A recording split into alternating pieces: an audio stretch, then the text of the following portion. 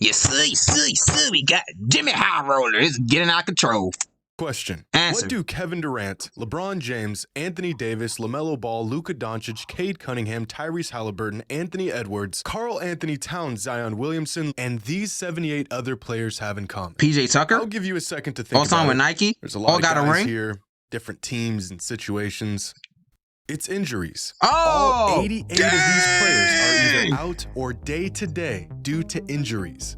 Man, NBA wish they players all come just back. can't stay healthy. And no longer is it just the notoriously injury-prone players being sidelined. It seems like no one can avoid both small and severe injuries. And the weirdest part is that no one can figure out why.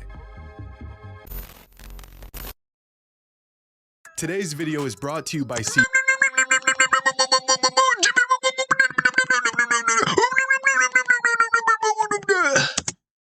In the 2002-2003 NBA season, Michael Jordan played in his last NBA game. And at 40 years old, let me guess, he played in 82 games. Michael managed to play all 82 regular season games that Yep, I year. knew it. Yep. Looking back, this seems like an extraordinary feat for an aging legend. But 20 years ago, it was fairly standard to play every single game. In fact, that same season, Kevin Garnett didn't miss a single game. Kobe Bryant didn't miss a game. Steve Nash didn't. Neither did Allen Iverson or Stephon Marbury. Even the 7'6" Yao Ming played all 82 games that season. Fast forward 20 years, and in a league where injuries and load management have ran rampant, there is only one all-star level player who hasn't missed a single game all season. But this is just the tip of the injury-riddled iceberg, because this season there are only 12 players who haven't missed a single game. 20 years ago, there were 46 players who didn't miss a single game. Who played every game? Season. What's going on here? Why can't NBA players stay on the court? With advancements in training, nutrition, recovery, the amount of money these players are spending on their bodies, the world...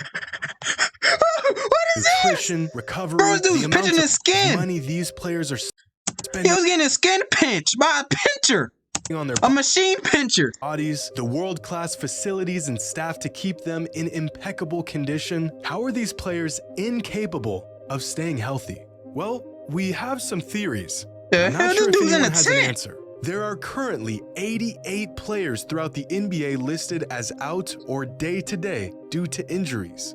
That is 20% of the entire league sidelined because of injuries. Over the last week, videos have surfaced from around the league of multiple players getting injured in the middle of their Get well pre-game soon, warm-ups, man. which has only shined an even brighter light on He's this back, issue I that has think. been getting worse and worse each season.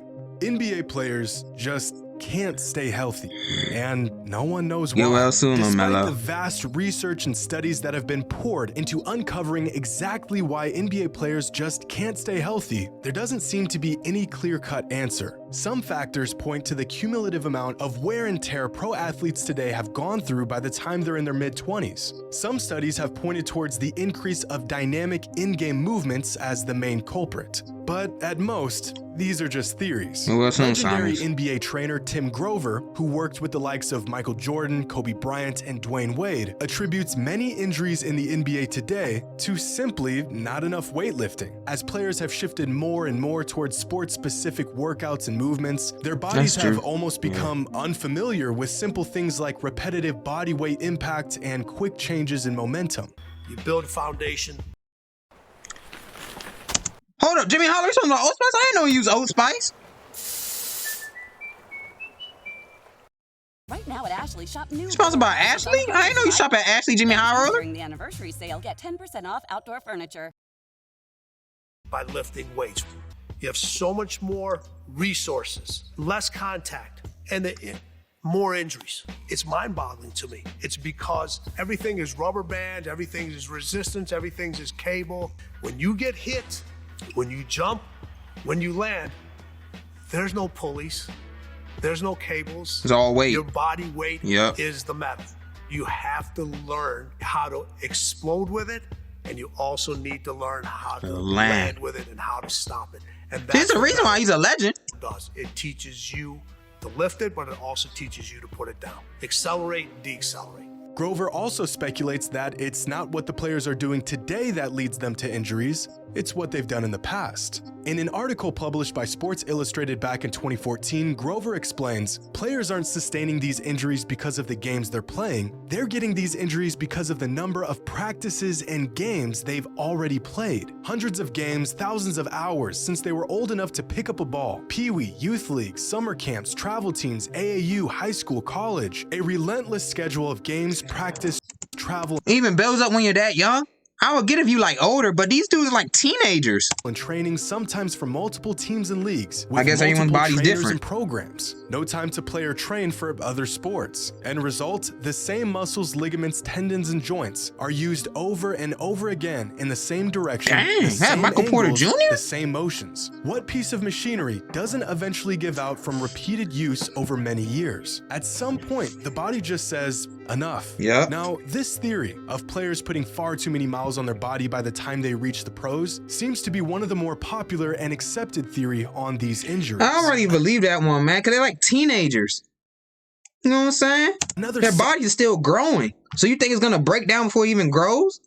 solid explanation for the rise of injuries around the league says the answer can be found in how the game is played today in contrast to how it was played in the past. 3 decades ago, the game wasn't nearly as spaced out as it is today. A more compact court means less ground to cover, less cuts, less movement, and less opportunity to get hurt. Instead of chasing shooters around for 48 minutes, offenses were Who opportunity shot to get that? hurt. Instead of chasing Ugly-ass jumper. shooters around for 48 minutes, offenses were usually played from the inside out. So defense was focused in the trenches, around the basket, where you might bang a knee or So punch he an stepped elbow. out of bounds. Fast forward to Hey, if it today's was the game, rest nowadays, hey, Dumas, well, you still would have stepped out of bounds, buddy.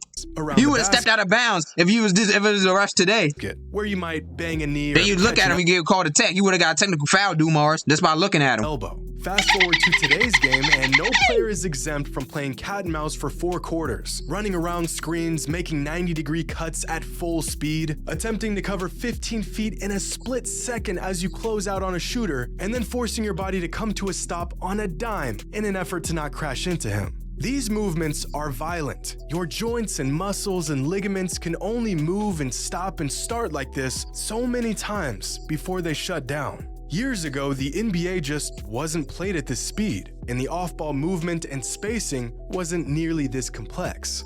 But what do the players think? I mean, they are the ones experiencing this influx in injuries after all. Well, just a couple weeks ago, Paul George touched on And the I believe, and Paul George said this on JJ Redick's podcast too, and I believe him too. I agree with him. subject in an interview with JJ Redick and stated that players are getting injured more now than Because your bodies don't know. before because they don't practice enough. Which sounds counterintuitive, but his reasoning makes His reasoning is I agree with his reasoning. sense. Yep. Now they're like teams don't really practice. You know, we're not getting up and down. You know, there's just it's a lost art when it comes to that hard practicing. And I think that's why there's so many injuries that's going on, because guys that have a high load day and then a completely off day and then a high load day. You know, back then it was you practice hard, you got a game. You practice hard, you got a game. Then you might have a day off. Then you come right back to it. So I feel like your body just built the callus and that you were prepared for a long and rough season. Yeah. Your body, so basically your body doesn't know what to expect. Or you don't know if it's going to be an off day or a hard day. Usually, like back then, you know, your body going to be ready for a hard day because that's what you've been doing for like the past week, basically. So your body's going to be prepared. But if that's not what you're doing for like the past week, your body's going to be confused. Like, well, you rushed yesterday, you want to work hard today, then you want to rust again? Huh?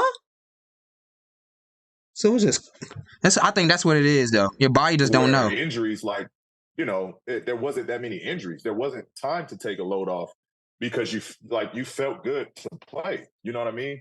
It's almost the reverse. They think by giving us time off, it's helped managing our bodies, but in honesty, I think it's just making us weaker as players. It created more confusion within your body. Your body has a mind of its own, and it creates confusion if you just you gotta have a steady flow, so your body can be consistent.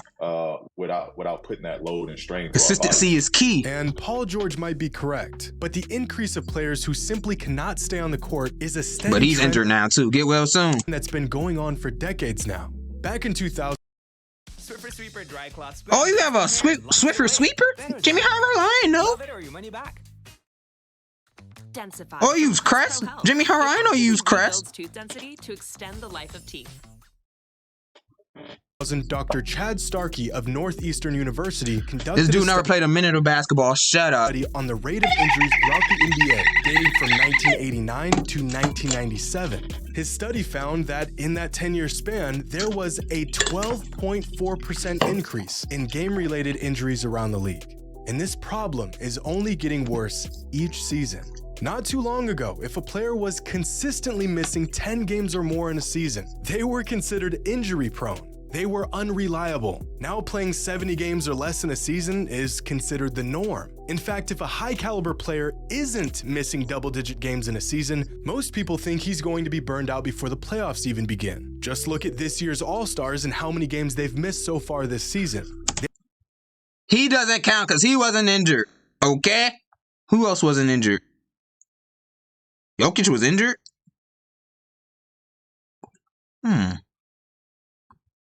All I know is Ja doesn't count. He wasn't injured. 18 All-Stars Ja probably only missed probably like 4 games or something like that. have already missed double-digit games this season, which may not sound like much, but 20 years ago, out of the entire NBA All-Star roster, only 3 players missed double-digit games throughout the entire season. This is absurd. And right about now, some of you may be thinking, well, a lot of those games were missed due to load management. But the whole purpose of load management is to reduce the risk of injury. So if not for load management, there's a good chance that these numbers could be even higher. But despite this, the NBA has moved mountains to try and preserve their players' health. The league has reduced the number of back-to-back games, they've trimmed down the travel times, they've adjusted multiple defensive rules to help protect their players from getting hurt, and they've practically turned a blind eye to load management taking place around the league. Combine all of this with advancements in shoe technology, training, And plus, they gave him time, like a week off after the All-Star break. And before, it was only probably about like 1 day or 2 days, but they gave him a whole week off after All-Star. And one could only wonder how players in the past could possibly stay healthy when players in today's NBA seem to be breaking down more often than ever before. Well, I think it boils down to 2 relatively simple factors: mileage and the evolution of the game. As many experts and fans have theorized, this newer generation of NBA players have put such an extreme amount of wear and tear on their bodies. He had braces?